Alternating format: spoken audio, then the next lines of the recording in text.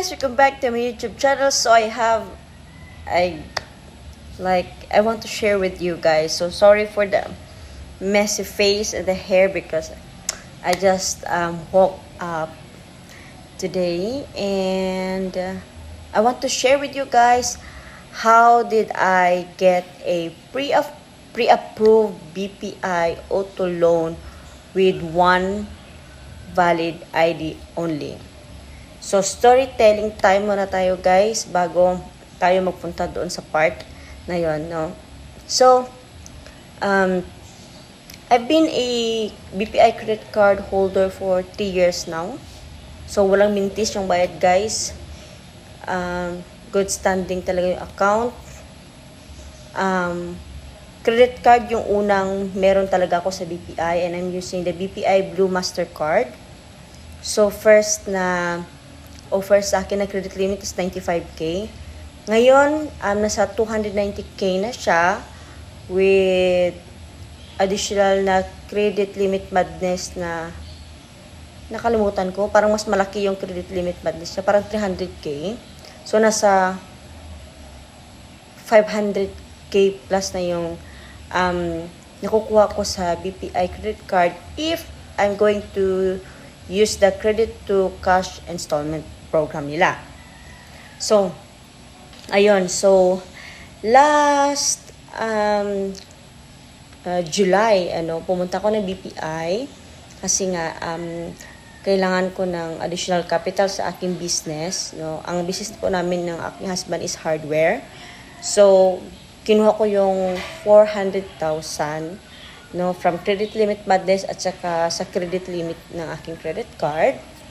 At saka, kasi sa BPI, hindi siya katulad kay BDO na pwede kang mag-swipe ka agad in an instant, ibigay nila yung pera with a 1% na interest rates. Kaya BPI kasi kailangan i-applyan mo muna, punta ka doon sa kanilang customer service na officer.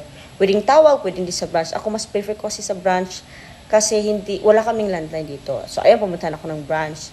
So, bago ka nila entertain, siyempre sabihin mo kung anong gusto mo, kukunin mo na yung card at saka yung ID mo. So, upon checking, I am a qualified pre-approved guys sa kanilang auto loan. So, they have given me until August 15 to decide whether to grab the opportunity or not. So, ayun, kinausap ako nung isang agent. Hindi agent, clerk ang tawag doon, di ba? Yung yung nag-aasikaso doon sa tawag doon. Mga bank clerk, bank bubo ko talaga. So, ayun, yung pangalan niya is si Ma'am J. So, Ma'am J, thank you talaga. Napakabait niya sa akin. Sabi niya kasi yung category ko daw is elite. I don't know if that is true. Because I've been spending BPI credit card 50,000 to 100,000 max. So, kasi nililimit ko rin yung binabayaran ko, guys. Kasi, syempre, hindi naman pwede na kas-kas lang sa kas. But then, in a good way naman. I've been using the card for purchases like sa Shopee, pero mostly hardwares, City Hardware, ganon. Buying cement, ganon. So, sabi naman ngayon sa Elite, and then, according sa record ko doon, I have a pre-approved auto loan na 1.7M.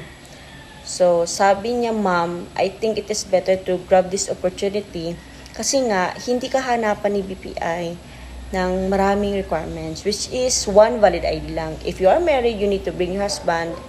Yun. So, ayun, medyo matagal kami nakapag-decide ni husband. Kasi nga, inuna nga namin, guys, yung puhunan sa business. So, first week of August, guys, we decided na kukunin yung opportunity na yon. So, pumunta kami ng BPI. So, ayun, binigyan kami ng isang form. Sinirox yung aming mga ID. Signature, ganun. Madali lang, guys. 5 minutes. At saka, we are still waiting for that time na, ayan, maging approve yung kanila. yung aming,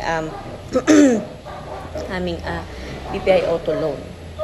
So, what I did is, kasi nga, nasa Davao pa yung gusto namin na sasakyan, which is the Isuzu, guys, D-Max. So, ang ginawa ko, nag-Viber na lang ako, nag-contact ko ng Isuzu. And then, syempre, dahil wala naman ako idea kasi nga first time namin sa ganun. So, hindi ko alam na kailangan ko palang kumuha ng quotation sa kanila and then ibigay para sa BPI. So, luckily, yesterday is I got a message na okay na guys, approve na yung aming auto loan. So, we're just waiting for the contract signing.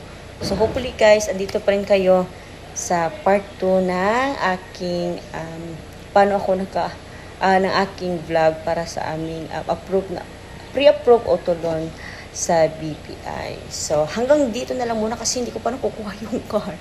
So, maraming salamat guys hanggang sa panood ng video na ito. So, if you have a question, please comment sa comment section. So, daghan kayo salamat, madaming salamat, and hope I'm going to see you again on my next vlog guys. So, don't forget to subscribe. Ingat! Bye! Madaming salamat. Daghan kayo salamat.